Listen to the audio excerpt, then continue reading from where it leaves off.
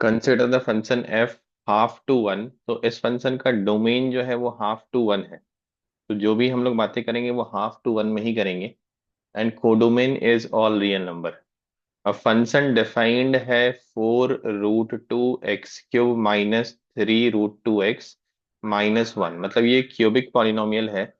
फिर इसमें कुछ स्टेटमेंट है। पहला ये कि ये ग्राफ इंटरसेक्ट करेगा एक्स एक्सेस को एट एग्जैक्टली वन पॉइंट, और जहां पे वो इंटरसेक्ट करेगा वहां पे एक्स की वैल्यू ये होगी।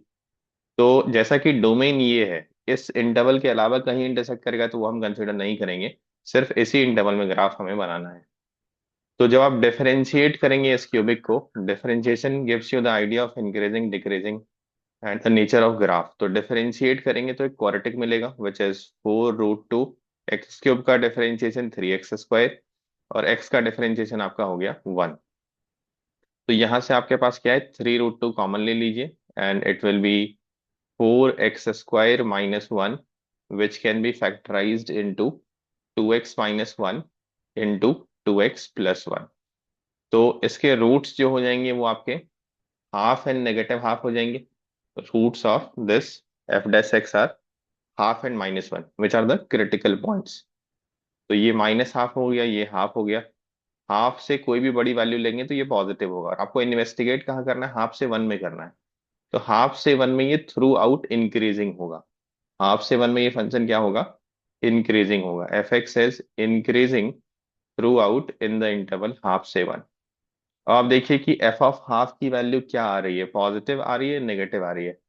तो let's just find the value of F of half. यहाँ पे आप हाफ रखिएगा, यहाँ नहीं रखिएगा, वो तो एफ डैश एक्स है, जीरो होगा ही वो हाफ पे। तो जैसे आप यहाँ पे हाफ रखते हैं, 1/2 रखते हैं, तो 4√2 हाफ का क्यूब -3√2 1/2 -1।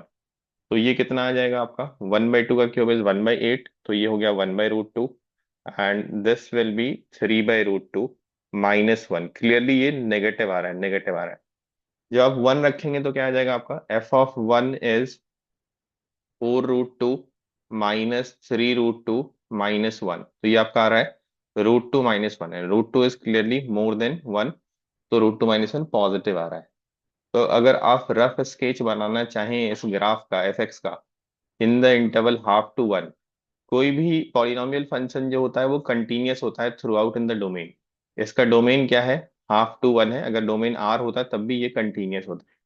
तो हाफ टू वन में ये कंटिन्यूअस भी है और इंक्रीजिंग भी है। तो let's draw the rough sketch. और आपको ये भी पता है कि एफ ऑफ हाफ नेगेटिव है और एफ ऑफ वन जो है वो पॉजिटिव है। तो ऐसा कुछ ग्राफ बनेगा आपका, नेगेटिव से पॉजिटिव की ओर जाएगा, कंटिन्यूसली इंक्रीज करता हुआ। हाफ पे ये नेगेटिव वैल्यू है और वन पे पॉजिटिव वैल्यू है। तो क्लियरली ये कितने पॉइंट पे इंटरसेक्ट करेगा, एक ही पॉइंट पे इंटरसेक्ट करेगा, क्योंकि ये कंटिन्यूसली इंक्रीजिंग फंक्शन है। तो इन दोनों में से कौन सा स्टेटमेंट सही है अभी अभी के लिए, ये first statement is clearly correct. Second में आपको वो एक्स की वैल्यू निकालनी पड़ेगी जहां पे वो इंटरसेक्ट कर रहा है। तो चूंकि ऑप्शन में cos π/12 गिवन है ना, ट्रिगोनोमेट्रिक टर्म है, cos 15 डिग्री है।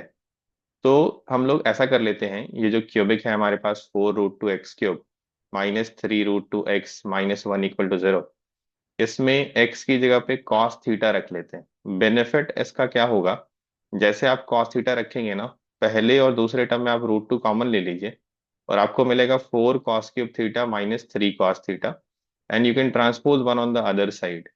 अब ये ट्रिगोनोमेट्री का बेसिक फॉर्मूला है कि 4 cos³ थीटा -3 cos थीटा क्या हो जाता है, cos 3 थीटा हो जाता है। This is basic formula of trigonometry. और ये 1/√2 है। 1/√2 is value of cos 45 degree. तो one of the possibilities of 3 theta is 45 degree, and that means theta is 15 degree, जो कि आपका 5/12। तो x की वैल्यू क्या हो जाएगी, आपने x को एज्यूम किया cos थीटा, तो x value is cos theta where theta is 5/12। तो yes, this statement is also correct कि जहां पे वो इंटरसेक्ट कर रहा है वहां पे x की वैल्यू आपकी 5/12 ही है। तो both 1 and 2 are correct, and given answer is A, we are getting the same answer.